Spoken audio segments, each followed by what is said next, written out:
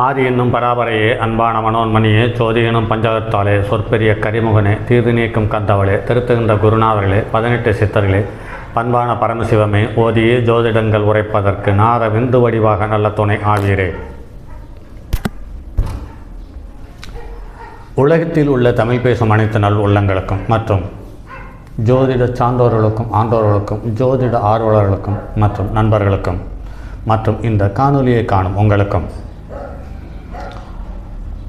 ஆஸ்ட்ரோராஜின் இனிய நல்வணக்கங்கள்.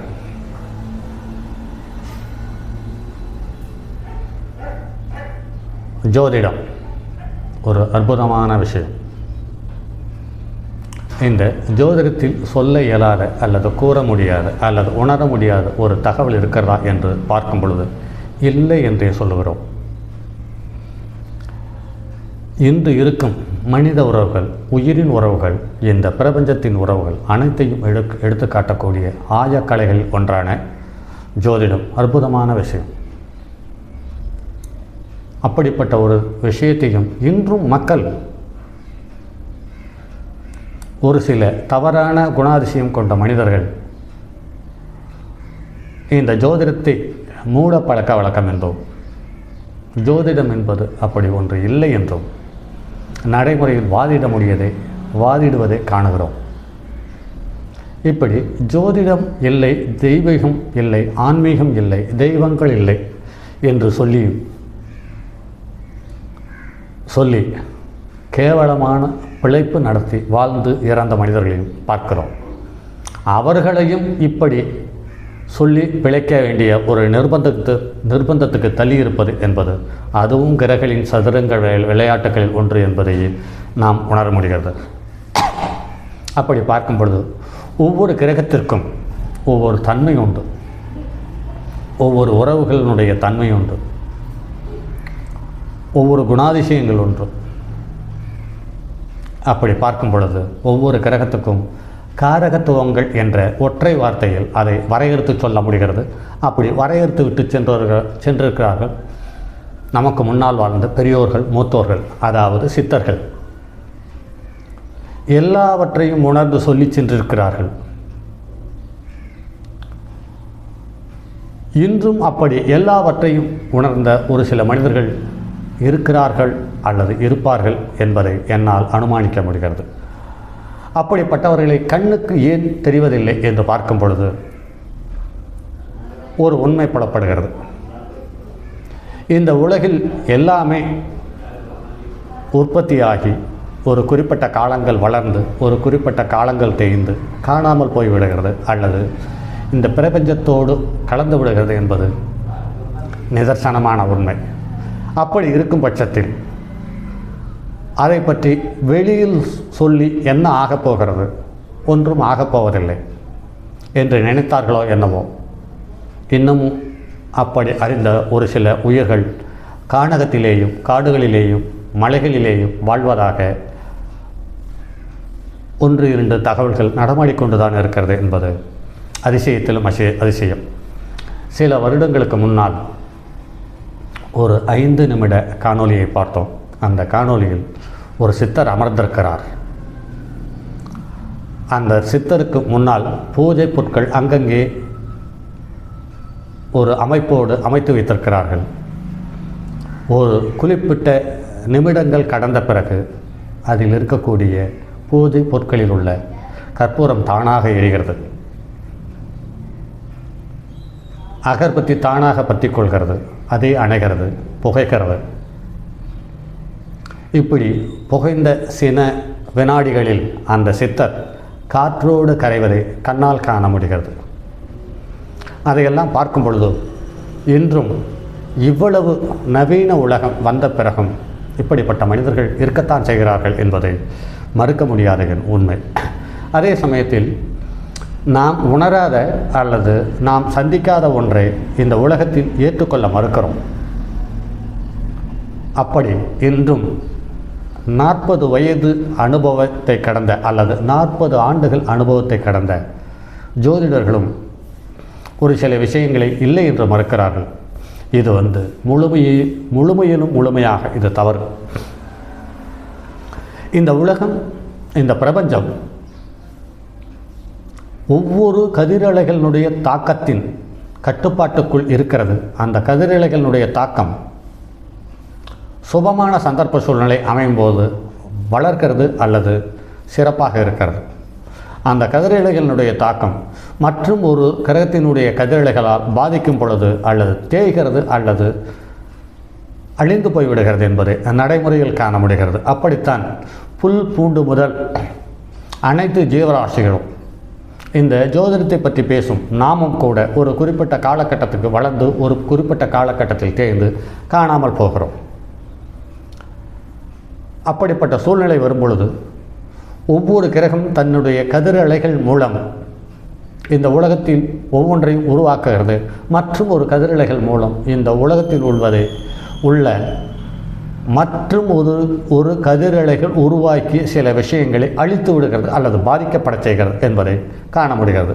அந்த வகையில் இன்று முதல் ஒவ்வொரு கிரகத்தினுடைய காரகத்துவங்களை பற்றி வரும் காணொளிகளில் பார்ப்போம். அதில் முதல் கிரகமான சூரியன் சார்ந்த விஷயங்கள் காணொளிகளாக பார்ப்போம். அதில் சூரியனின் காரகத்துவங்கள் என்று பார்க்கும் பொழுது பூமியிலிருந்து 18,000 கோடி மைல் தூரத்தில் உள்ளதாக இன்றைய நவீன அறிவியல் அடையாளம் காட்டியுள்ளது. பாருங்கள் நண்பர்களே,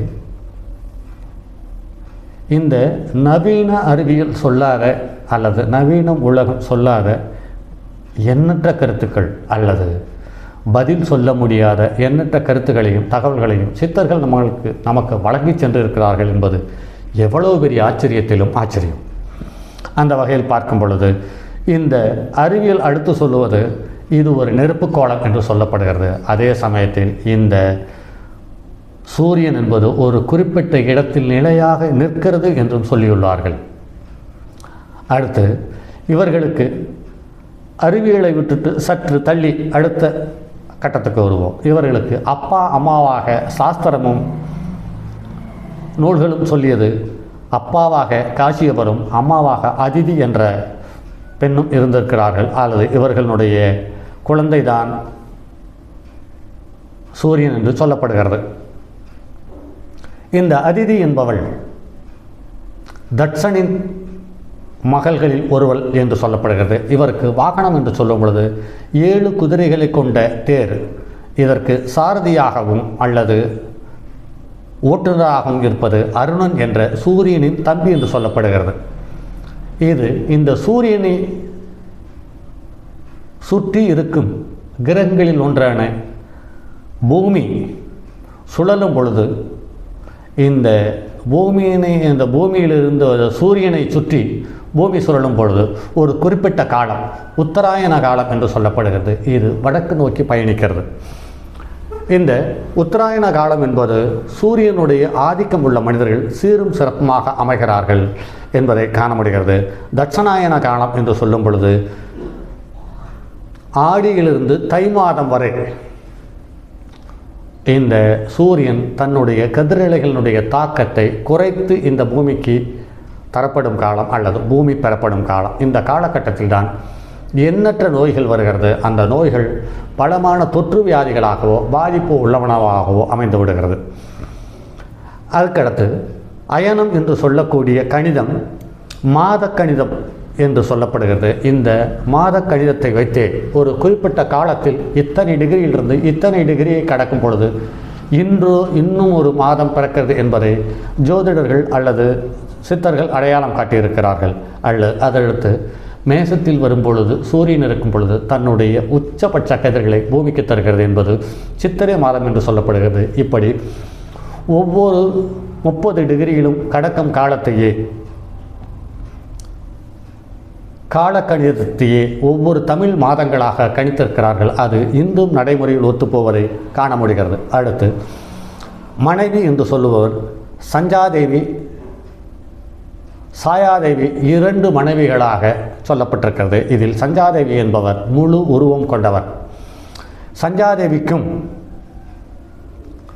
சூரியனுக்கு பிறந்தவர்கள் மனு, யமன், யமுனை என்ற பெண், இந்த 3 குழந்தைகளும்.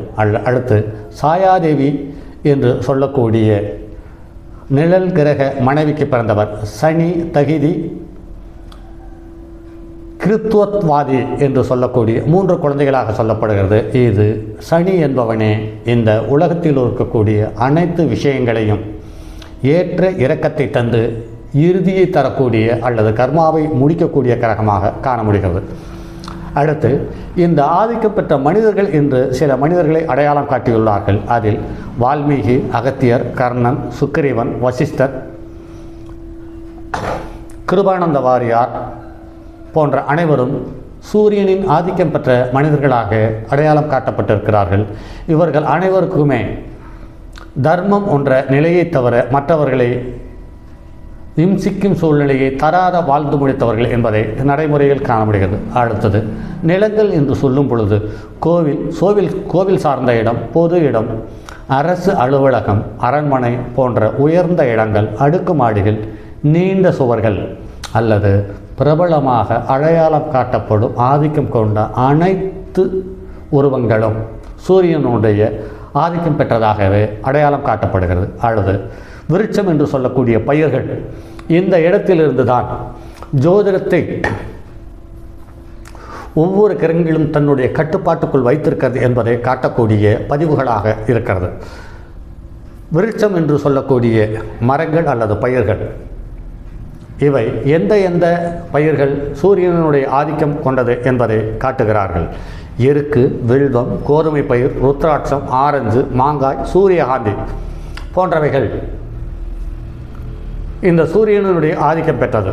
இதில் ஒரு சிறிய தகவல் இடைச்சர்களாக, இந்த சூரியன் ஒரு ஜாதகத்தில் எந்த ஜாதகர்களுக்கு வலுவாக இருக்கிறதோ அல்லது நட்பு பெற்ற கிரகங்களுடைய தொடர்போடு இருக்கிறதோ அவர்களுக்கு அனைவருக்கும் இந்த விருட்சம் பயிர்கள் சிறப்பாக இருக்கிறது என்பதை நடைமுறையில் காண முடிகிறது.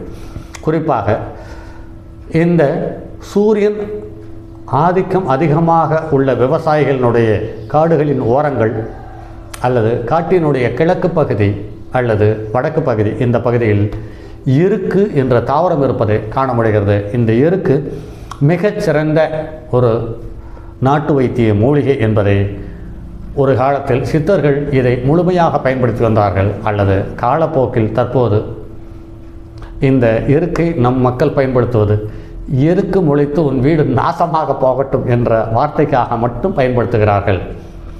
இந்த எருக்கு ஒரு வகையில் பார்க்கும் பொழுது குதிகால் வாதம் என்று சொல்லக்கூடிய ஒரு வாதத்துக்கு மிகச்சிறந்த நிவாரணியாக காண்கிறது. இந்த எருக்கை எப்படி பயன்படுத்த வேண்டும் என்பதையும் ஒரு தகவலாக சொல்லிவிட்டு செல்வோம். நன்றாக பழுத்து மஞ்சள் நிறத்தை அடையும் சூழ்நிலையில் இருக்கக்கூடிய எருக்கு இலைகளை சேகரித்து வையுங்கள். செங்கல் என்று சொல்லக்கூடிய மண்ணாலான செங்கல்லை எடுத்து நன்றாக சூடு செய்து அல்லது நெருப்பில் காய வைத்து வியாழக்கிழமை நாளோ அல்லது ஞாயிற்றுக்கிழமை நாளோ வளர்பிறை நாளாக இருக்கும் காலங்களில் காலை அல்லது மாலை அந்த சுடு செங்கல் மீது அந்த இலையை வைத்து குதிகாலை நன்றாக சூடு அதனுடைய வெப்பம் உணரும் வகையில் 2 அல்லது 3 முறை வைத்து எடுத்து பாருங்கள். இப்படி வளர்பிறை திங்களும் ஞாயிற்றுக்கிழமையும் வளர்பிறை வியாழக்கிழமையும் ஞாயிற்றுக்கிழமையும் தொடர்ந்து ஒரு 3 வாரங்கள் பயன்படுத்தி பாருங்கள். உங்களுடைய குதிகால் வாதம் என்று சொல்லக்கூடிய குதிகாலில் இருக்கும் வலி கொஞ்சம் கொஞ்சமாக குறைந்து காணாமல் போவதை காண முடிகிறது. அடுத்து காய்கறிகள், எந்த காய்கறிகள் சூரியனினுடைய ஆதிக்கம் பெற்ற காய்கறிகள் என்பதையும் அந்த காலத்திலேயே சித்தர்கள் ஜோதிடர்கள் வரையறுத்து வைத்துள்ளார்கள். அந்த வகையில் தனியா என்று சொல்லக்கூடிய கொத்தமல்லி, பச்சை மிளகாய், வெங்காயம், புகையிலை, பூண்டு, கேரட்டு, மிளகு, இஞ்சி, சுக்கு, வேர்க்கடலை, பெருங்காயம், ஏலம், பாதாம் பருப்பு, ஓமம், ஜாதிக்காய், மசாலா பட்டை போன்றவைகள் இந்த சூரியனுடைய ஆதிக்கம் பெற்ற பொருளாக காண முடிகிறது. பாருங்கள் நண்பர்களே, இந்த தனியா என்பது பித்தத்தை குறைக்கக்கூடியது. பச்சை மிளகாய் என்பது ஒரு வித்தியாசமான ருசியை கொண்டது.